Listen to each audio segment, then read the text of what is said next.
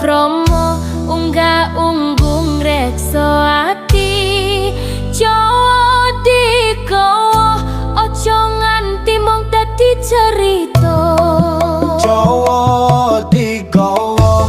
arep digarap barat diruwat nganggo tirakat Bejo-bejo urip ning jagat elingo marang kang paring urip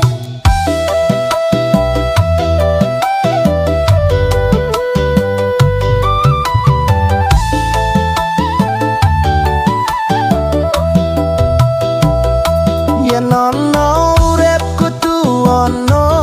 tuntunan ajaran Arab dadi pamedar padang zikir lan sholawat marakake tentrem Arab digarap ben tentrem ning jiwa Jawa digawa arep digarap barat diruwet nganggo tirakat sabejo-bejo mu urip ning jagat elingo marang kang paring urip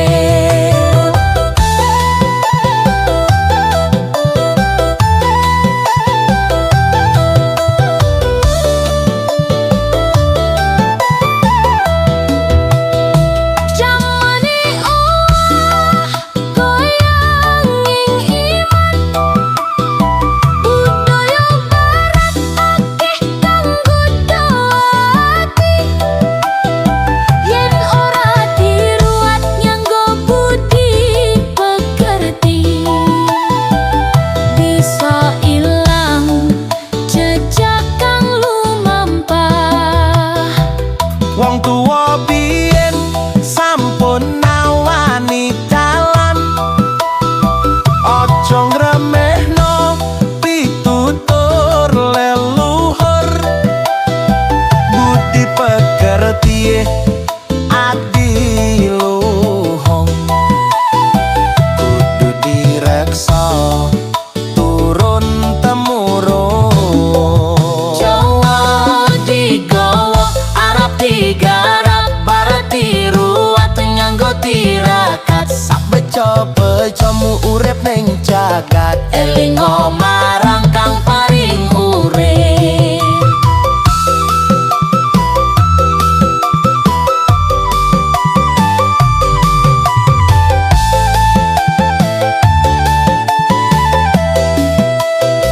Srawang barang kudu dijaga kembang kekuritan utawa tahlilan kumpul bebrayan dadi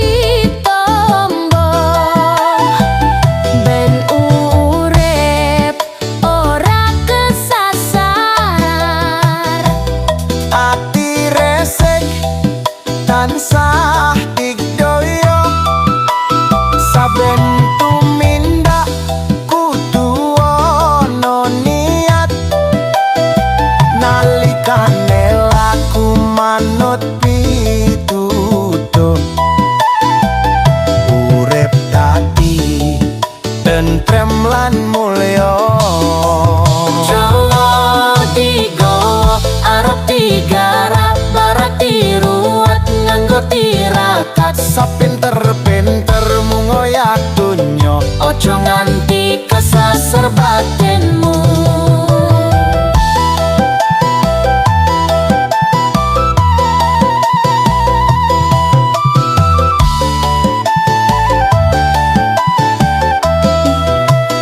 sing lali tak kancani prasasat uwal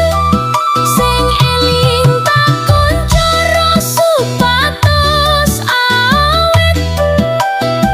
rasa iku kembange ati tanpa donga urip dadi garing Jawa digawa arep digarap barat diruwat beprayan slamet gumantung niat lan laku utama mrek rahayu sagung